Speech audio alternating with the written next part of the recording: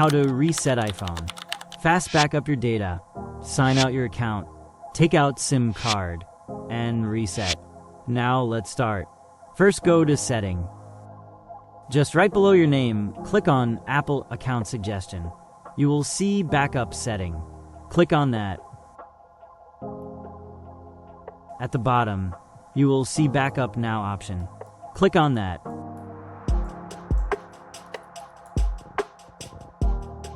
Once it's done, go to Setting again. Click on your name or account. Scroll down. You'll see Sign Out option at the bottom. Click on that. Enter your Apple account password. Once you enter your password, click on Sign Out. Click on Sign Out again. Once this process is done, don't forget to take out your SIM card. Now you can see my account is already signed out. So now go to General Setting. Scroll down. You will find Transfer or Reset iPhone option. Click that.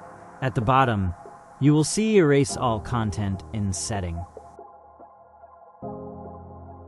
Click on Continue. Click on Erase iPhone.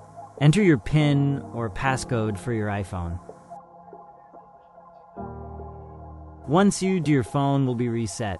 Thanks for watching. For more information video, don't forget to subscribe to my channel.